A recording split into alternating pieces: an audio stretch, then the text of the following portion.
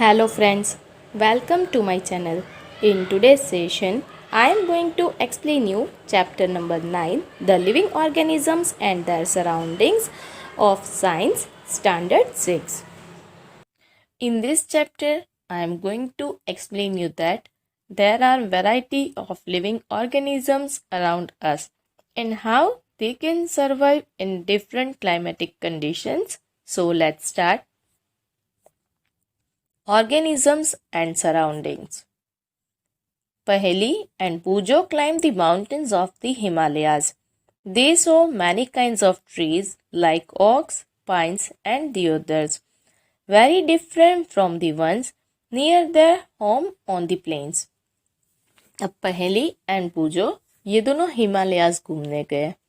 वहाँ पे उन्होंने ट्रीज ऑब्जर्व किए कि वहाँ पे ओक्स, पाइन्स, डिओडर्स इस काइंड के ट्रीज थे.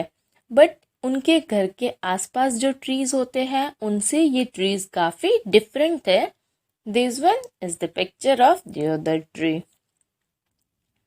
इन Rajasthan they moved on camels through the hot desert. अब एक बार वो राजस्थान ट्रिप पे गए, तब उन्होंने कैमल पे जो है वो काफ़ी एंजॉय किया. We know very well camel is known as sheep of desert. Once they went on a trip to Puri and visited the sea beach. They observed casuarina trees. अब पूरी गए, वहाँ पे बीच पे एंजॉय किया.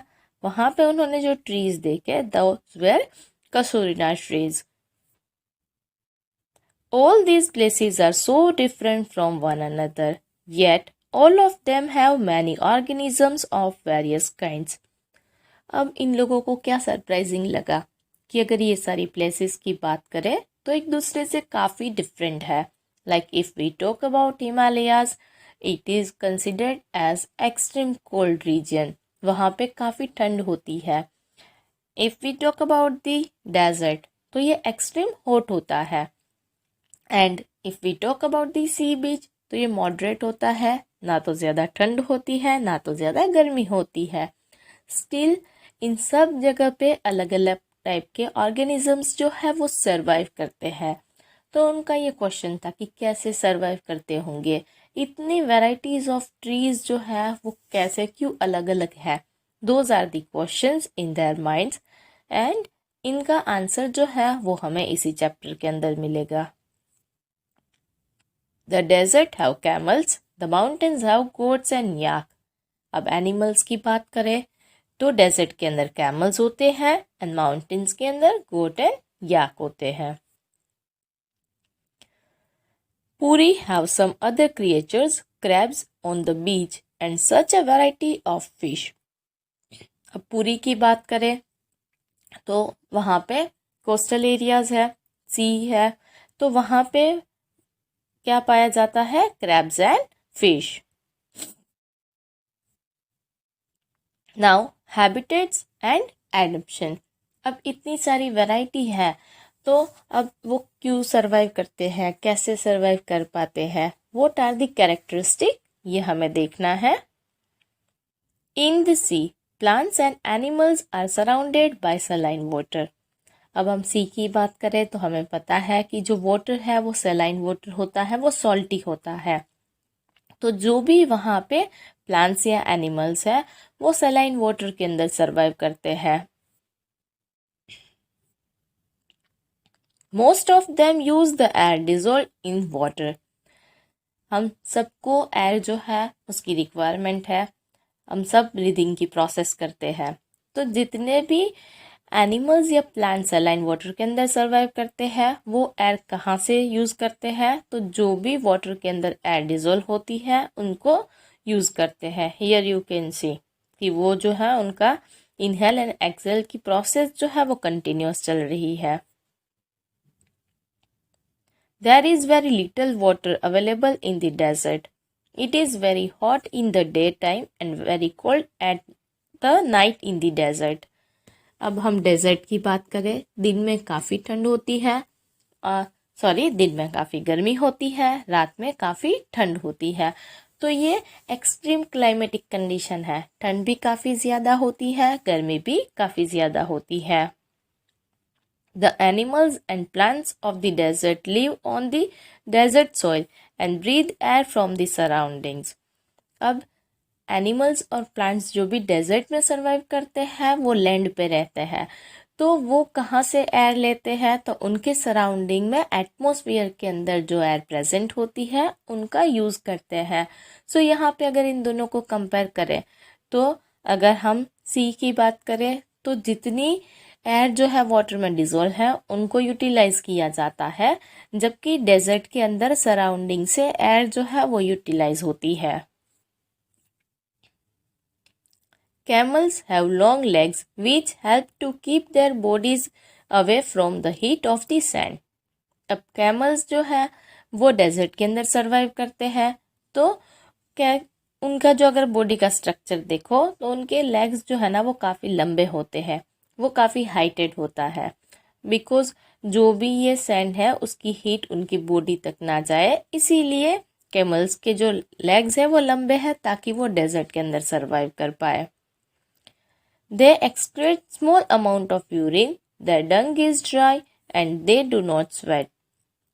अब ये काफ़ी कम अमाउंट में ये यूरिन जो है वो रिलीज करते हैं, उनका जो डंग होता है वो भी काफ़ी ड्राई होता है और स्वेट नहीं होता है। ये कैरेक्टरिस्टिक क्या इंडिकेट करते हैं कि वो अपने बॉडी के अंदर से जो पानी है ना वो काफ़ी कम लूज करते हैं, बिकॉज डेजर्ट के अंदर ज़्यादा पानी अवेलेबल नहीं होता है, so they need to survive in such climatic condition. Streamlined shape helps fish to move inside the water. अब फिश का जो ये स्ट्रीमलाइन शेप होता है वो उनको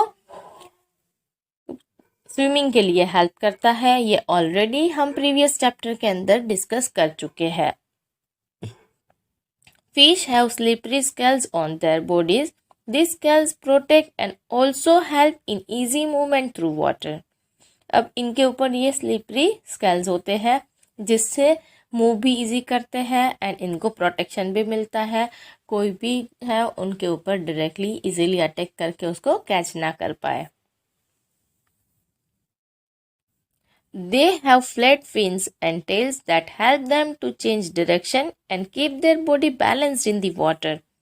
अब इनके पास जो ये फिन्स होते हैं तो क्या होगा कि डायरेक्शन चेंज करने में हेल्प होती है ये फिन्स, एंड टेल की मूवमेंट उस टाइप से होती है कि ये बैलेंस जो है वो इजीली हो पाए, and we have already discussed about this in the chapter number 8 कि ये फिन्स एंड टेल्स को मूव करके कैसे पूरे स्विम करके जो है वो वाटर के अंदर मूव कर सकते हैं। Gills present in the fish help them to use oxygen dissolved in water. अब गिल्स जो है वो क्या हेल्प करते हैं कि वाटर के अंदर जो भी ऑक्सीजन डिजोल्व है उनको लेने के लिए, उनको इनहेल की प्रोसेस के लिए हेल्प करते हैं। The features of a fish help it to live inside the water and the features of a camel help it to survive in a desert. अब हमने यहाँ पे कुछ कैरेक्टरिस्टिक देखे फिश के एंड कैमल्स के, तो इनके अंदर ये कैरेक्टरिस्टिक है इसीलिए वो इस टाइप की क्लाइमेटिक कंडीशन के अंदर सरवाइव कर पाते हैं। लाइक अगर वहाँ पे किसी और एनिमल्स को अगर रख देंगे तो वो लॉन्ग टर्म के लिए इजीली सरवाइव नहीं कर पाते हैं, because they are not habituated, उनके पास ऐसे कुछ स्पेशल कैरेक्टरिस्टिक नहीं है। The presence of specific feature or certain habits which enable a plant or an animal to live in its surroundings is called adaptation.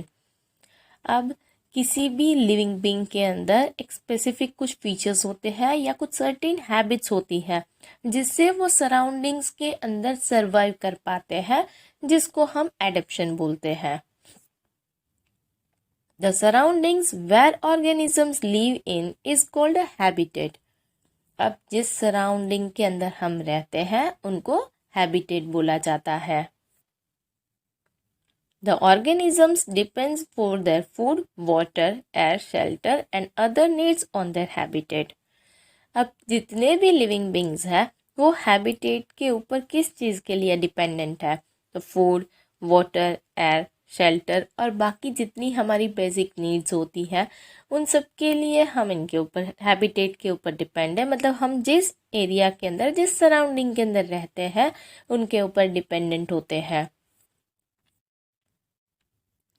The plants and animals that live on land are said to live in the terrestrial habitats. अब plants and animals कि जो land के ऊपर रहते हैं उनको हम terrestrial habitats बोलते हैं। ये जो है वो टेरेस्ट्रियल हैबिटेट है और उनके अंदर काफ़ी सारे animals, birds, varieties of the plants जो है वो सर्वाइव करते हैं।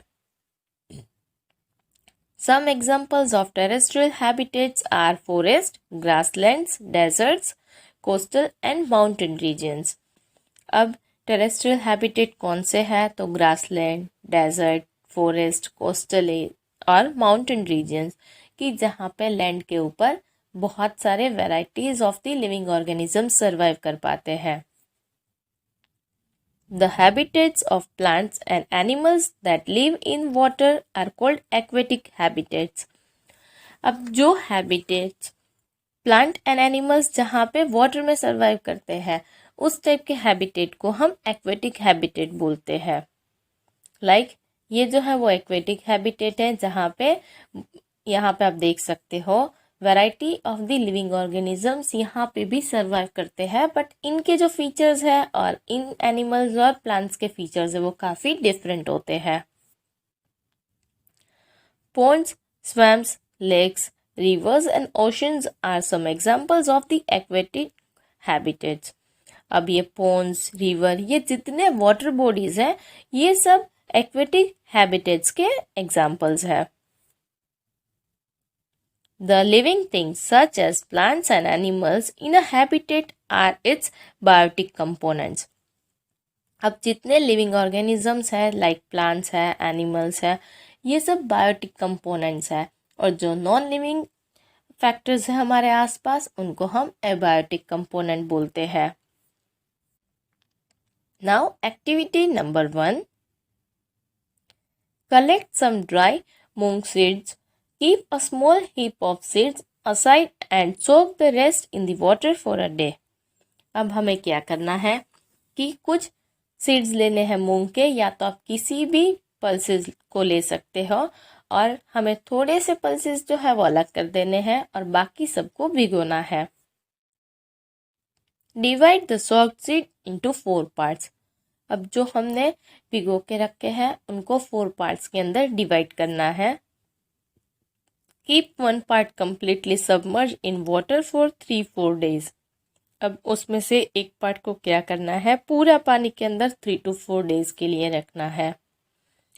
Keep 1 part of soaked seed in a Sunny room and another in completely dark region like cupboard that does not allow any light to come in।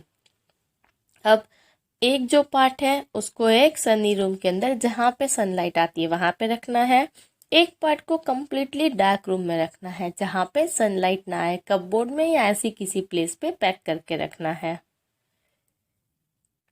Keep the last part in very cold surroundings, से in the refrigerator और with ice around them. अब last part को कहाँ पे रखेंगे, refrigerator के अंदर या तो उसके आसपास आइस रखेंगे ताकि उसके आसपास का जो एटमॉस्फेयर है ना वो काफ़ी ठंडा होना चाहिए। अब हमने क्या किया है, एक जो है वो ड्राई सीड्स अलग करके रखे, एक सीड्स का पार्ट ऐसा है जिसको पानी में रखा है, एक को सनलाइट मिल रही है, एक को कम्प्लीटली डार्क प्लेस पे रखा है और एक को कोल्ड सराउंडिंग्स में रखा है। Now what you need to observe, you need to observe कि इसमें से किसके स्प्राउट्स बन सकते हैं। तो हम यहाँ पे ऑब्जर्व करेंगे कि अगर आप कम्प्लीटली उसको वाटर के अंदर, ड्राई है तो डेफिनेटली उसको वाटर नहीं मिलेगा तो उसके अंदर से स्प्राउट्स नहीं बनेंगे। देन अगर कम्प्लीटली पानी के अंदर रखोगे तो उसको एयर जो है वो सफिशिएंट नहीं मिलेगी तो भी उसके अंदर से स्प्राउट्स नहीं बनेंगे। सनी रूम में रखा है तो स्प्राउट्स जो है वो अच्छे से बनते हैं। कपबोर्ड के अंदर रखा है जहाँ पे सनलाइट नहीं है तो उसका जर्मिनेशन जो है वो प्रॉपर नहीं होता है। और कोल्ड सराउंडिंग के अंदर भी जर्मिनेशन जो है वो नहीं होगा। तो यहाँ पे हमने क्या ऑब्जर्व किया कि किसी भी लिविंग बीइंग के ग्रोथ के लिए abiotic components like sunlight, water, air, इन सब का भी इम्पोर्टेंस होता है। Abiotic factors like air, water, light and heat are very important for growth of plants. इस एक्टिविटी के अंदर हमने देखा कि स्प्राउट्स प्रॉपरली नहीं बनेंगे, जर्मिनेशन जो है वो प्रॉपर नहीं होगा, इट मीन्स ग्रोथ जो है वो प्लांट का प्रॉपर नहीं होगा अगर हमने उसको एयर, वाटर, सनलाइट इसमें से कोई भी एक फैक्टर जो है, एक एबायोटिक कंपोनेंट भी प्रॉपर नहीं प्रोवाइड किया। In fact, these abiotic factors are important for all living organisms. In fact, हम सब के लिए ये जितने भी एबायोटिक कंपोनेंट्स है वो काफ़ी इम्पोर्टेंट है, बिकॉज सर्वाइवल के लिए हम बायोटिक यानी कि दूसरे प्लांट्स एंड एनिमल्स के ऊपर भी डिपेंडेंट होते हैं, और ये जितने एबायोटिक कंपोनेंट्स हैं जैसे एयर, वाटर, लैंड, इन सब के ऊपर भी हम डिपेंडेंट है। Organisms exist in very cold as well as in very hot climate and surroundings. ये हमने स्टार्टिंग में ही देखा कि extreme condition, extreme climatic condition यानी कि काफ़ी ज़्यादा कोल्ड है या तो काफ़ी ज़्यादा हॉट है, वहाँ पे भी अलग अलग टाइप के ऑर्गेनिजम्स जो है वो सर्वाइव करते हैं। Adaptation is a method by which organisms get well adjusted to the climate. अब एडेप्शन जो है ना वो एक मेथड है कि नियर बाय सराउंडिंग जो है वो काफ़ी ज़्यादा हॉट है या कोल्ड है, फिर भी उसके अंदर एडजस्ट होके सर्वाइव करना है। Those animals which cannot adapt to these changes die out and only the adapted ones survive. अब जो एनिमल्स एडेप्ट नहीं कर पाते हैं, मतलब ये सराउंडिंग के अकॉर्डिंग नहीं सर्वाइव कर पाते हैं, वो मर जाते हैं, और जितने लिविंग बींग्स, जितने एनिमल्स या प्लांट्स हैं कि जो एडजस्ट कर पाते हैं वही सर्वाइव करते हैं। Animals adapt to different abiotic factor in different way. अब हर एक लिविंग बींग जो है उनका एडेप्शन जो है वो सिमिलर नहीं होता है, वो जो एबायोटिक फैक्टर जो है उनको अलग अलग तरीके से अडेप्ट करते हैं। लाइक कैमल्स के अंदर हमने देखा कि लॉन्ग लेग्स है, डजंट मीन कि हर एक डेजर्ट एनिमल्स के पास ऐसे ही कैरेक्टरिस्टिक होते हैं। अलग अलग एनिमल्स का सर्वाइवल जो है वो डिफरेंट वे से होता है, हर एक जो है वो अलग तरीके से ये सारे एबायोटिक फैक्टर के साथ एडजस्ट करते हैं एंड सर्वाइव करते हैं। Now terrestrial habitats. First one is deserts. There are desert animals like rat and snake which do not have long legs that the camel has. जैसे मैंने बोला कि एबायोटिक फैक्टर्स जितने हैं उनके साथ हर एक एनिमल का जो एडजस्टमेंट है, एडप्शन है, वो डिफरेंट होता है। फॉर एग्जाम्पल डेजर्ट के अंदर पहले हमने डिस्कस किया था कि कैमल्स होते हैं जिनके पास लॉन्ग लेग्स होते हैं, बट वहाँ पे रेड्स एंड स्नेक्स भी सर्वाइव करते हैं जिनके पास ऐसे लॉन्ग लेग्स नहीं होते हैं। नाउ क्वेश्चन इज, तो फिर ये कैसे सर्वाइव करते हैं? To stay away from the intense heat during the day they stay in burrows deep in the sand. अब ये क्या करते हैं कि बहुत ज़्यादा दिन में गर्मी होती है तो ये बुरोज के अंदर रहते हैं। ये बुरोज कहाँ पे होते हैं? काफ़ी डीप होते हैं ज़मीन के अंदर, ताकि वहाँ तक उतनी ज़्यादा हीट जो है वो पहुँचती नहीं है, so they can survive easily. These animals come out only during the night when it is cooler. अब ये कब बाहर आते हैं? सिर्फ ये नाइट में बाहर आते हैं जब काफ़ी कोल्ड होता है एटमॉस्फेयर, बिकॉज डेजर्ट के अंदर डे टाइम काफ़ी हॉट होता है तो नाइट के टाइम काफ़ी कोल्ड होती है। Now activity number 2, take a potted cactus and a leafy plant. अब आपको एक कैक्टस लेना है जो डेजर्ट के अंदर सर्वाइव करता है और एक लीफी प्लांट लेना है। Tie polythene bags to some parts of the two plants, leave the potted plants in the sun and observe after a few hours. अब आपको ऐसे पॉलीथीन जो है वो उसके ऊपर बांधनी है, फिर दोनों पॉटेड प्लांट्स को आपको सनलाइट के अंदर रखना है, फिर ऑब्जर्व करना है। हम ये एक्टिविटी ऑलरेडी प्रीवियस चैप्टर के अंदर डिस्कस कर चुके हैं, जिसमें हम ट्रांसपिरेशन होता है प्लांट्स के अंदर, ये डिस्कस करते हैं। तो क्या यहाँ पे ऑब्जर्व करने को मिलेगा? तो ट्राइनी वाटर ड्रॉपलेट्स जो है वो पॉलीथीन के ऊपर ऑब्जर्व करने को मिलते हैं, विच इंडिकेट्स कि वाटर जो है वो इवेपोरेट होता है प्लांट्स के अंदर से। बट आप ऑब्जर्व करोगे कि लीफी प्लांट जो है उसमें वाटर ज़्यादा इवेपोरेट होता है, जबकि कैक्टस के अंदर वाटर जो है वो काफ़ी कम इवेपोरेट होता है। Desert plants lose very little water through transpiration.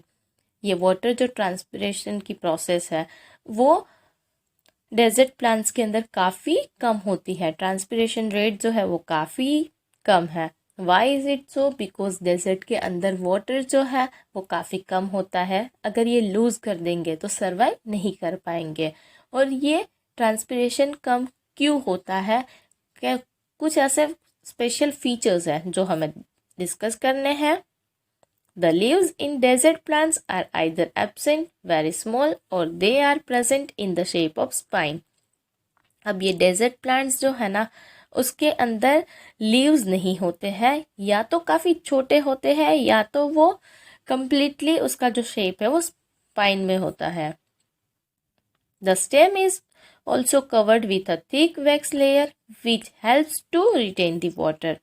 Even उनके स्टेम के अंदर भी एक वैक्स का लेयर होता है जो वाटर रिटेन करने में उनको हेल्प करता है। Roots of desert plant go very deep into the soil for absorbing water. अब रूट्स है वो काफ़ी डीप में जाते हैं, बिकॉज वाटर का जो लेवल है अंडरग्राउंड वाटर का वो काफ़ी नीचे होता है। दैट्स वाई पानी काफ़ी कम है सॉइल के अंदर, तो ये रूट्स जो है वो काफ़ी डीप जाते हैं ताकि उनको ग्रोथ के लिए सफिशिएंट वाटर जो है वो मिल पाए। Next one is mountain regions. These habitats are normally very cold and windy. In some areas, snowfall may take place in winters. अब माउंटेन रीजन्स की बात करें तो काफ़ी कोल्ड होता है और वहाँ पे काफ़ी ज़्यादा विंड जो है वो हाई वेलोसिटी से ब्लो होता है, और ये एरियाज ऐसे है जहाँ पे विंटर के अंदर स्नोफॉल भी होता है कभी कभी। In this regions trees are normally cone shaped and have sloping branches. अब यहाँ के ट्रीज कैसे होते हैं? तो कॉन शेप्ड के होते हैं और ब्रांचेस जो है वो स्लोपिंग होती है। The leaves of some of this trees are needle like. इनके जो लीव्स है ना वो नीडल शेप के होते हैं। These help the rain water and snow to slide off easily. अब ऐसे कैरेक्टरिस्टिक क्यों है कि उसके अंदर कौन शेप होता है ये, और ब्रांचेस जो है वो भी इवन स्लोपिंग है। लीव्स ऐसे क्यों है? बिकॉज जब स्नोफॉल होता है तो उसके ऊपर फ्रीज ना हो जाए, और ज़्यादा बारिश है तो वो पानी भी इजीली वहाँ से निकल जाए, सो प्लांट की ग्रोथ को भी इफेक्ट ना हो। हियर यू कैन सी, अगर यहाँ पे स्नोफॉल है तो ये स्नो जो है ना उसके ऊपर नहीं रहेगा, ये ब्रांचेस ऐसी है कि नीचे जो स्नो है वो गिर जाएगा। Animals living in the mountain regions have thick skin और fur to protect them from the cold. अब माउंटेन्स के अंदर जितने एनिमल्स होते हैं उनके अंदर फर होता है या तो थिक स्किन होती है जो उनको कोल्ड से प्रोटेक्शन प्रोवाइड करती है। Yaks have long hair to keep them warm. अब याक्स के अंदर लॉन्ग हेयर होते हैं जिससे उनको प्रोटेक्शन मिलता है कोल्ड के against. Snow leopard has thick fur on its body including feet and toes. अब स्नो लेपर्ड जो है उनके बॉडी के अंदर ये फीट और टोज में भी फर होता है ताकि जब वो आइस के ऊपर से चले तो ज़्यादा ठंड ना लगे। This protects its feet from the cold when it walks on the snow. The mountain goat has strong hooves for running up the rocky slopes of the mountains. अब उनके जो लेग्स है उसमें स्ट्रॉन्ग हूव्स होते हैं जिससे ये easily climb कर पाते हैं माउंटेन रीजन्स के अंदर। Next one is grasslands. A lion lives in a forest or a grassland and is a strong animal that can hunt and kill animals like deer. अब लायन जो है ना वो ग्रासलैंड के अंदर रहता है और ये काफ़ी स्ट्रॉन्ग एनिमल है एंड ये दूसरे एनिमल्स को किल करता है लाइक डियर को मार के खाता है। Here you can see the picture of it. Lions have long claws in their front legs that can be withdrawn inside the toes. अब उनके जो फ्रंट के लेग्स है ना उसके अंदर लॉन्ग क्लोज होते हैं ताकि वो अटैक इजीली कर पाते हैं। Its light brown color helps it to hide in dry grasslands when it hunts for prey. अब ये ऐसे कलर के क्यों होते हैं बिकॉज वो ड्राई ग्रास के अंदर इजीली हाइड हो पाते हैं। जब ये किसी के ऊपर अटैक करने वाले हैं, ये जब भी प्रे को फाइंड करते हैं तब ये इजीली हाइड हो सकते हैं ताकि उनको जो भी प्रे है वो मिल पाए, उनके ऊपर ये अटैक कर पाए। The eyes in front of the face allow it to have a correct idea about the location of its prey. अब इनके आइज जो है ना वो फ्रंट में है ताकि उनका प्रे यानी कि शिकार कहाँ पे है उनके ऊपर अच्छे से नज़र रहे, इसीलिए उनकी आइज जो है वो ऐसे लोकेटेड की गई होती है। सो वी कैन से कि जो पूरा क्रिएचर जब बनता है तब काफ़ी सारा सोच समझ के उनकी कैरेक्टरिस्टिक जो है वो भगवान ने बनाई है ताकि ये उस टाइप के एटमॉस्फेयर के अंदर इजीली सरवाइव कर पाए। Now next one is deer has long teeth for chewing hard plant stems of the forest. अब डियर भी फॉरेस्ट के अंदर ही सरवाइव करते हैं right, but they are dependent on the plants, तो उनको स्ट्रॉन्ग टीथ दिए जाते हैं ताकि हार्ड स्टेम जो है उनको भी अच्छे से च्यू कर पाए। It needs to know about the presence of the predators in order to run away from them and not become their prey. अब डियर जो है ना उनको पता होना चाहिए कि उनके आसपास कोई प्रेडेटर्स है, कोई शिकारी है, कोई उनको मारने वाले हैं अदर एनिमल्स, तो वो अलर्ट रहते हैं और इवन वो वहाँ से भाग भी जाते हैं ताकि वो उनका प्रे ना बने, उनका शिकार ना बने। It has long ears to hear movement of predators. अब इनकी जो ये लॉन्ग ईयर्स है जिसकी वजह से इनकी जो ये हियरिंग सेंस है वो काफ़ी स्ट्रॉन्ग होती है, एक हल्की सी मूवमेंट भी ये इजीली आइडेंटिफाई कर पाते हैं ताकि अगर आसपास कोई प्रेडेटर्स है तो उनको पता चल जाता है। The eyes on the side of its head allow it to look in all the direction for danger.